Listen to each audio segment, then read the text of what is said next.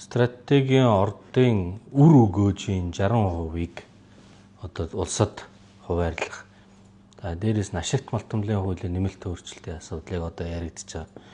Тэгэхэд энэ бүхний үндсэн шалтгаан нь яаж одоо нэг юм стратегийн орд гээд томьёол нь эцсийн байдлаар тодорхой болоогүй.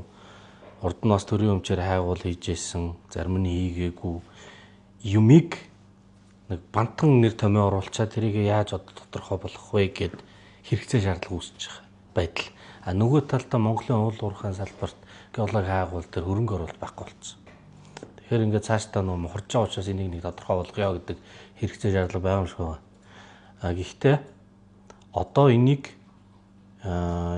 одоо яаж тэндээс ахиухан мөнгө авч явах вэ? Нэг хэсэг нь юм шудраг бус байдлаар нэг баялаг авчаад тэндээс нь ус нь ахиух авах гэдэг юм шиг ингэж ойлгогдод байна шүү дээ. Эндээ хитрхи хөтлөгдөж жагаад ирээдүйд хөгжих салбарын эрх зүйн орчныг бид нэр хаачих гэдэг юм.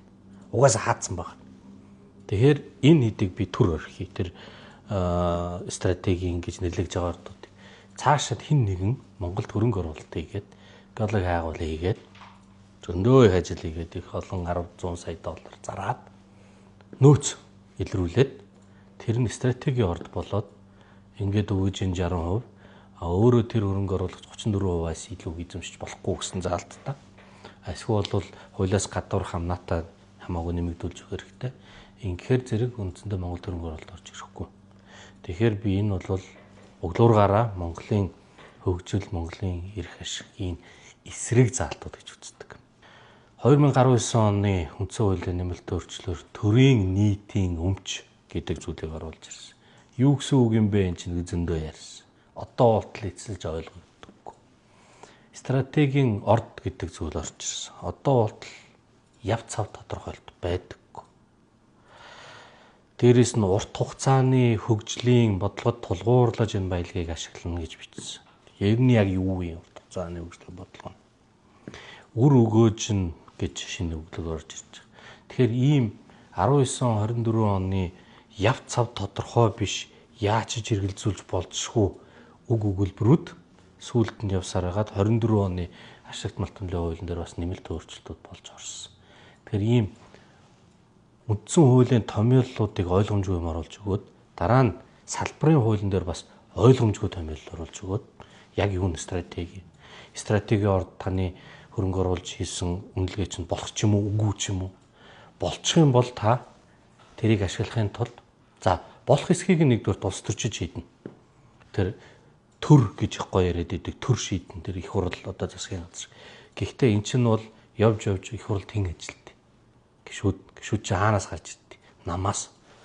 Тэгэхээр энэ бол намын шийдвэр. Аль ордны стратеги муу юм уу биш юм уу гэдгийг нам шийднэ.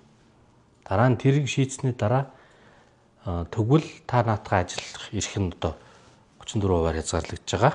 Тэгэхээр тэрүүгээр чи хязгаарлах уу эсвэл хувийн нэмээд тэгтээ нөөцийн төлбөрийг нэмэх үү гэдгийг нам шийднэ. Тэгэхээр тэр намын дарга нар шийдвэр гаргахын тулд нөгөө хөрөнгө оруулсан хүн чинь араас нь гүн даргаа би тань чихэр үгүй энэ. Ийм эрх зүйн орчин бол эрүүл бизнесийн орчинд байж болохгүй. Тэгэхээр энэ цоврал өөрчлөлтүүд эцсийн дүндээ Монголоос хөрөнгө оруулалтыг холдуулсан. Тэгэхээр үндсэн хууль дээр стратегийн орд гэдэг үг орцсон. Тэгээд тэр нь ингээд 17 болж дуусаад ирээдүйд дахиад хизээч бий болохгүй. Тэгээд хязгаарлалт болдог бол бас нэг зовлон дуусах байх. Дараа нь дээр гарч ирэх гээд байгаа 39 нь яах? Эсвэл стратеги гэдэг чинь өөрийнхөө хяналтын дор болгочоо байж ах хэвээр бодлогын нөөц гэж үзэж бодсон юм бол төрийн өмчөөр эрэл биш шүү, эрэл судалгаа биш. Хайгуул хийгээд үйлдвэрлэлийн нөөц бодсон тэр нөөцийн хэмжээг стратеги орд гэх юм. Тэгэх юм бол төрийн өмчөөр нөөцөнд бодсон ордууд нь стратеги болоод бусд нь болохгүй.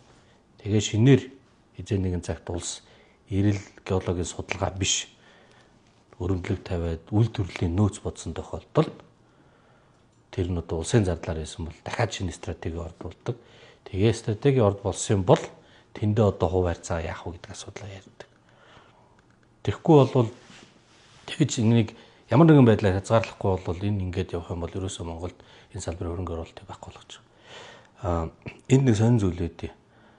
байгалийн баялаг, газрын хэвлэлийн баялаг ард түмний мэдэлд үндсэн хуулийн томьёолол маш зөв томьёолол. За ард түмний мэдэлд байгаа ямиг төрийн хамгаалтанд байгаа ямиг хэн нэгэн ашиглах юм бол ард түмэн тэрийг ашигласны төлбөрийг төлнө. Тэр бол нөөц ашигласны төлбөр. Ашигт мандамлын нөөц ашигласны төлбөр буюу амнат. Ард түмний мэдлийн ямиг авсан ард түмэнд нь өгөх ёстой. Одоогийнхоор бол яг нийгмийн даатгалын сан шиг ийм дундын мөнгөний санд буюу баялагын санд тэр нөөцийн төлбөр орж явах ёстой. Гэтэл ард түмний мэдэл төрийн хамгаалалт гэжээд дахиад шинээр үндсэн хуульд юу оруулсан гэхээр энэ бол төрийн нийтийн өмч юм аа. Яагаад нийтийн өмч байгаагүй? Яагаад төрийн нийтийн өмч гэж байгаа? Тэр томьёолын зөндөө маргаантай ойлгомжгүй сонио. Гэхдээ төрийг хамаатуулж өмч болгоод тэр төр гэдэг чинь хин юм? Төр гэдэг бол нэг байгууллага биш тогтолцоо байхгүй юу? Тэгтэл тэр төр гэдэг бол засгийн газрын хурал юм аа гэд эн чинь өмчтөө юм аа гэж хагаад тэгээд нөгөө ард түмний мэдэлд шууд ард түмний дундын баялагын сан руу орох мэй чинь үгүй эн чинь төрийн өмч юм. Эзэн нь би юм буюу төрийн байгууллагууд буюу цааталт намын дарга нар эн чинь миний юм гэж аваад тэрийг өөрийнхөө одоо тэр хамааралтаа төрийн өмчийн компаниуд цаана тэр төсөв мөсвийн хувийн бизнестэй түнш бизнес төр хувийн хвшлийн түншлээр дамжуулж мөнгө угаадаг бохор улс төрлөө оруулдаг энэ бүх юмны одоо үүдэл нь би бол энэ томьёотой холбоотой гэж боддог.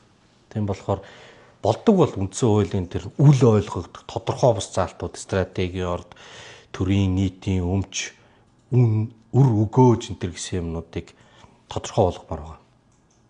Эдийн засгийн хуулийн хувьд ойлгомжтой тодорхой үгүүдээр. За нэгэнд үндсэн хууль юм байгаа учраас гэх юм бол салбарын хуулиуд дээр тэгвэл стратеги орд гэдэг нь юу юм? Нэг бол энэ 17-оор хязгаарлал. Эсвэл бол төрийн өмчөр хайгуул хийснийг хэлнэ ч гэдэг юм. Ямар нэгэн байдлаар нэг хязгаарлах хэрэгтэй. Тэгээд тэр хэвийн бизнесийн хөрөнгө оруулалтыг татдаг. Заавал тэнд очиж намын дарга нартаа наймаалцах замаар миний орд стратеги мөн үгүй юу? Би хэдэн хувийг яах вэ? Энэ бол улс төрийн авилгын үндэс суурь болж байгаа байхгүй. Эсвэл энэ бол том улсын том улс төрийн нөлөөгөөр засгийн газрын их хуралд нь сонирхлоо нөлөөлж шийдвэрлэх ийм л зүйл. Энэ тохиолдолд бол Монголын нөгөө чөлөөт нийгэм, чөлөөт эдийн засаг дэлхийд нээлттэй байх энэ зүйл алдагдана. Тэгээ уул уурхаан салбар маань өөрөө юм эрүүл эдийн засгийн өрсөлдөөнтэй олон тоглогчтой байж иж Монголд хэрэгтэй. Тэгэхгүй бол одоо эдийн засгийн 70% нь бол төрийн оролцоотой байгаа шүү дээ. Талан төсөв, талан төрийн өмчийн компаниуд, том сангууд. Энэ дээрээс энэ шинэ стратегийн ордууд гэдэг зүйлээр тэгээд төрийн оролцоотой уулуурхаа гэсэн энэ хандлагаараа явах юм бол 90% гараад явна. 90% төвлөрсөн эдийн засагта төрийн яналтаа эдийн засагта улсад хизээч чөлөөт ардчлал бол байхгүй. Эдийн засгаа дагаад нэг би юу бол тогтолцоо бол өөрчлөгдөж таарна. Энэ бол биднээс огсон зам биш. Тэгэхээр энэ уулуурхаан суур одоо ойлголтууд явж Монголын эдийн засаг нийгмийн загварт нөлөөлнө гэж бодож байгаа.